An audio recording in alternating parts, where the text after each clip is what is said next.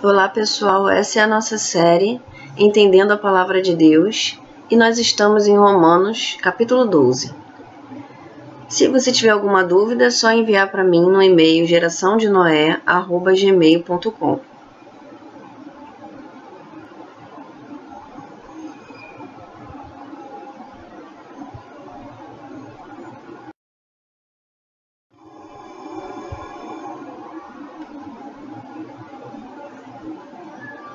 Bem, vamos começar lendo do versículo 1 ao versículo 5. Rogo-vos, pois, irmãos, pela compaixão de Deus, que apresenteis os vossos corpos em sacrifício vivo, santo e agradável a Deus, que é o vosso culto racional. E não sede conformados com este mundo, mas sede transformados pela renovação do vosso entendimento, para que experimenteis qual seja a boa, agradável e perfeita vontade de Deus. Porque pela graça que me é dada, digo a cada um dentre vós, que não pense de si mesmo além do que convém. Antes, pense com moderação, conforme a medida da fé que Deus repartiu a cada um. Porque assim como um corpo tem muitos membros, e nem todos os membros têm a mesma operação, assim nós que somos muitos, somos um só corpo em Cristo, mas individualmente somos membros uns dos outros.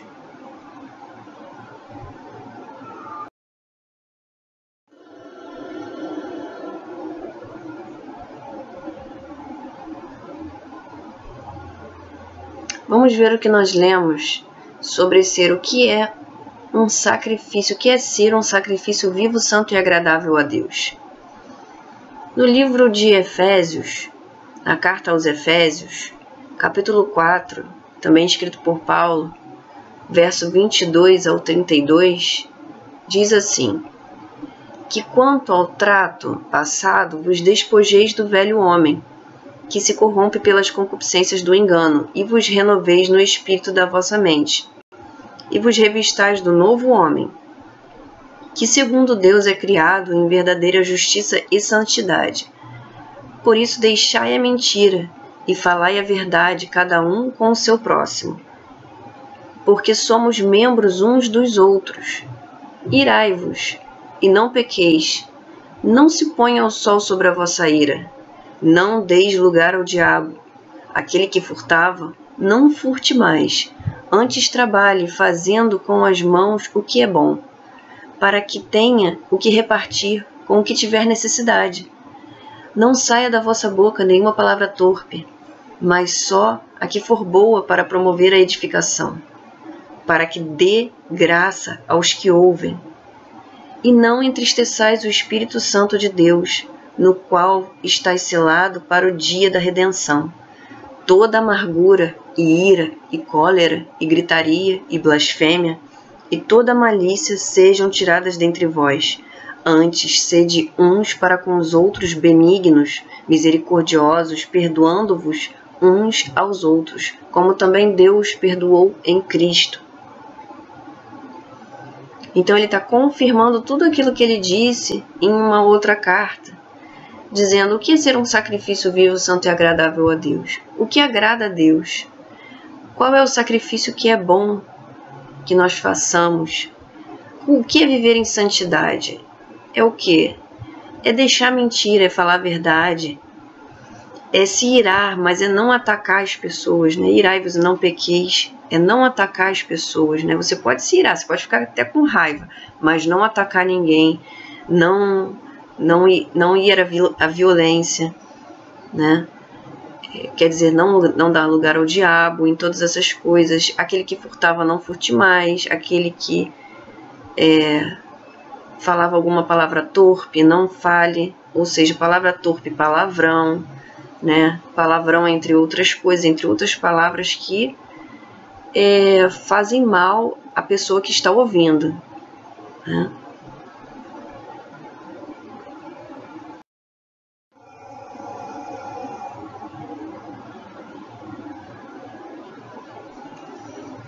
Um segundo item diz assim, em 1 Coríntios 10, 20, antes digo que as coisas que os gentios sacrificavam, as sacrificavam aos demônios e não a Deus.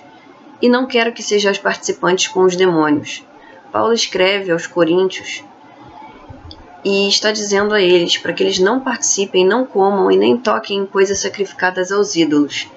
Vocês podem dar uma lida melhor em 1 Coríntios 10, no capítulo 10 completo, e vão ver que ele está falando das coisas sacrificadas aos ídolos. Nós não devemos ter contato, não devemos participar disso.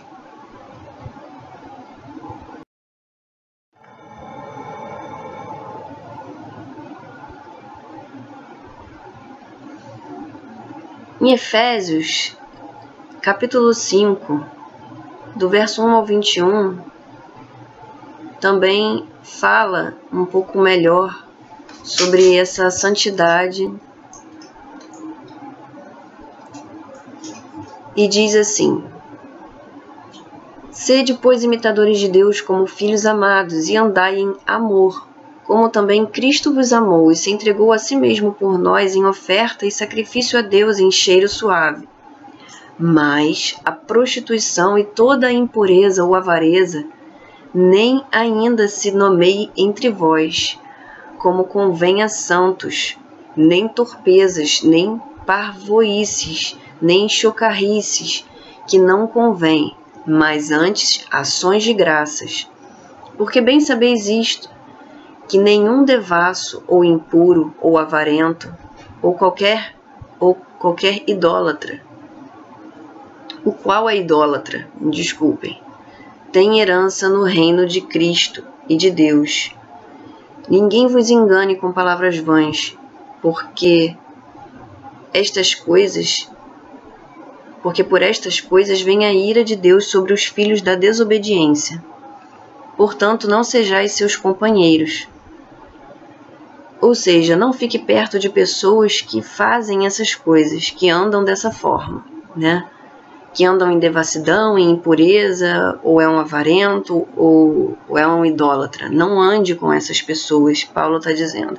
Nós devemos pregar o evangelho para elas. Se elas aceitarem, ok, elas vão chegar junto de nós e nós vamos ensinar a palavra para elas. Mas se elas não quiserem, que nós não andemos com essas pessoas.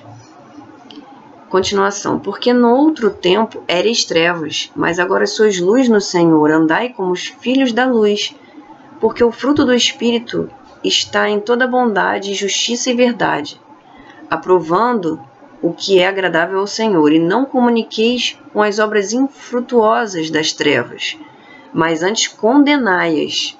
Ou seja, ele não apenas está dizendo não ande com eles, mas condene-os pelos que eles estão fazendo. Porque o que eles fazem em oculto, até dizê-lo é torpe. Mas todas essas coisas se manifestam sendo condenadas pela luz, porque a luz tudo manifesta. Por isso diz, desperta tu que dormes, e levanta-te dentre os mortos, e Cristo te esclarecerá. Portanto, vede prudentemente como andais, não como nécios, mas como sábios, remindo o tempo, porquanto os dias são maus. Por isso não sejais insensatos, mas entendei qual seja a vontade do Senhor. E não vos embriagueis com o vinho, em que há contenda, mas enchei-vos do Espírito Santo. Aqui o Espírito é com E maiúsculo. Ou seja, não vivam embriagados, não vos embriagueis com vinho, né? Não é para se embriagar, diz a palavra de Deus. Mas enchei-vos do Espírito Santo, falando entre vós em salmos e hinos e cânticos espirituais, cantando e salmodiando ao Senhor no vosso coração, dando sempre graças por tudo a nosso Deus e Pai, e em nome de nosso Senhor Jesus Cristo, sujeitando-vos uns aos outros no temor de Deus.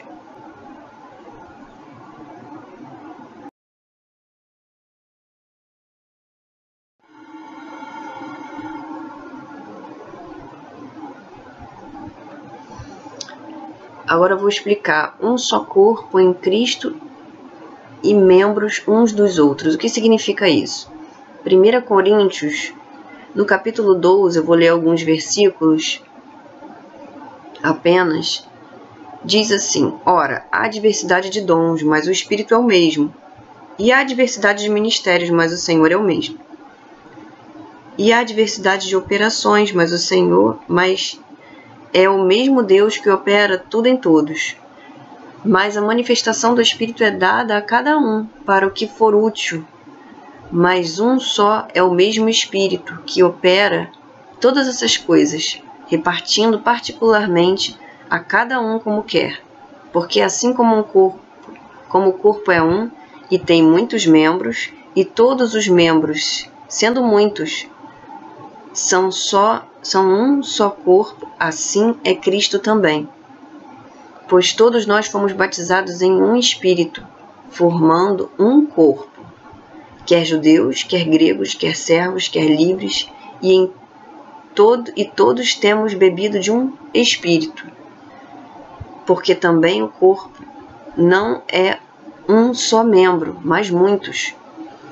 Assim, pois, há muitos membros, mas um corpo.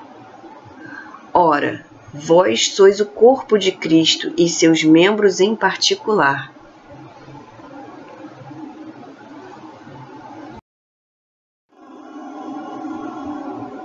Há uma hierarquia.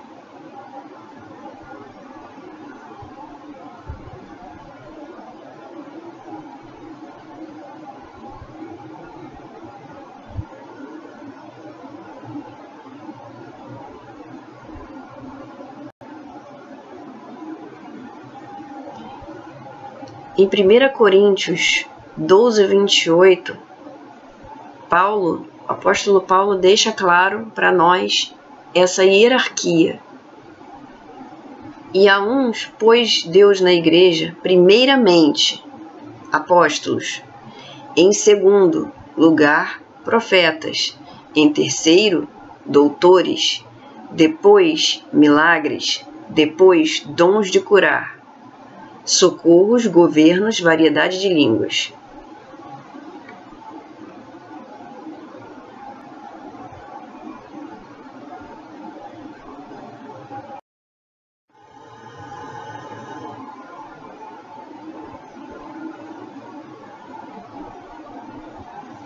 Além da hierarquia, o apóstolo Paulo deixa clara outras coisas para nós. Vamos ler do 6 ao 10. De modo que, tendo diferentes dons, segundo a graça que nos é dada, se é profecia, seja ela segundo a medida da fé. Se é ministério, seja em ministrar. Se é ensinar, haja dedicação ao ensino, ou o que exorta, use esse dom em exortar. E o que reparte, faça-o com liberalidade. O que preside, com cuidado. O que exercita, misericórdia com alegria. O amor seja não fingido. Aborrecei o mal e apregoai-vos o bem. Amai-vos cordialmente uns aos outros com amor fraternal, preferindo-vos em honra uns aos outros.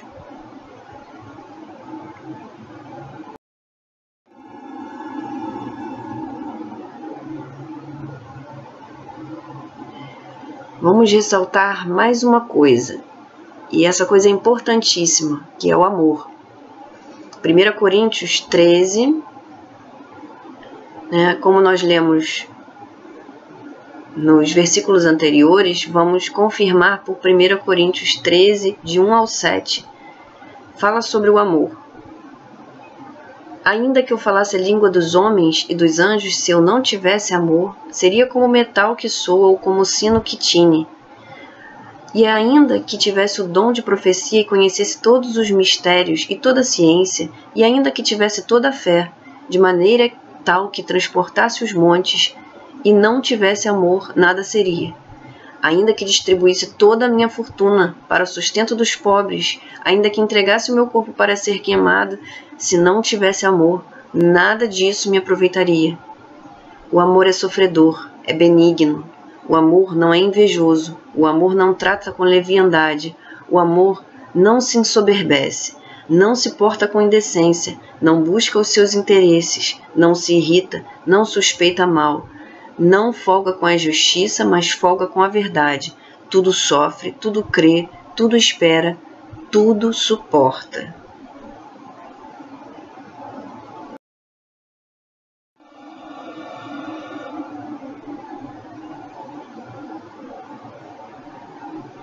Agora, no capítulo 11 ao 17, ele continua reforçando todas essas informações, todo esse ensinamento que ele está passando para a gente.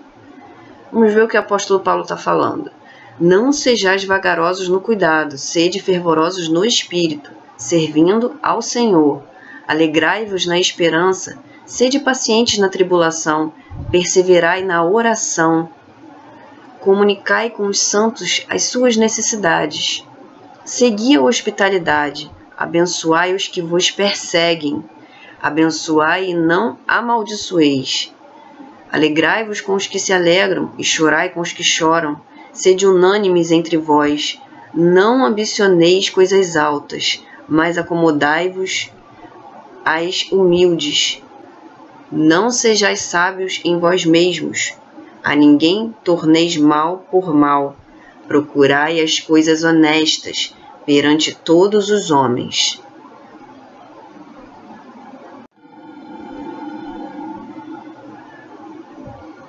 Verso 18 ao 21 diz assim: se for possível, quanto estiver em vós, tende paz com todos os homens. Não vos vingueis a vós mesmos, amados, mas dai lugar à ira, porque está escrito: minha é a vingança, eu recompensarei, diz o Senhor. Portanto, se o teu inimigo tiver fome, dá-lhe de comer, se tiver sede, dá-lhe de beber, porque fazendo isto amontoará brasas de fogo sobre a sua cabeça. Não te deixes vencer do mal, mas vence o mal com o bem. Ou seja, o apóstolo Paulo está dizendo, repetindo um ensinamento já antigo, né? A palavra de Deus diz no Antigo Testamento, Deus fala ao seu povo: minha é a vingança, eu recompensarei, diz o Senhor. Isso está escrito no Antigo Testamento. E esse ensinamento, talvez você esteja se perguntando, amontoará brasas de fogo sobre a sua cabeça. De onde vem esse ensinamento? Esse ensinamento também vem do Antigo Testamento. O sábio Salomão escreveu em Provérbios 25, do verso 21 ao 22, ele diz assim: se o teu inimigo tiver fome, dá-lhe pão para comer. Se tiver sede, dá-lhe água para beber, porque assim lhe amontoarás brasas sobre a cabeça e o Senhor te retribuirá. Ou seja, novamente, o apóstolo Paulo está usando o Antigo Testamento, ele usa sempre a lei. Vocês podem ver que ele sempre diz aquilo que está escrito na lei para ensinar os novos crentes, né? Aqueles que se achegam a Jesus, para ensinar a palavra. Ele ensina através de quê? Através da lei, através dos patriarcas, através dos profetas.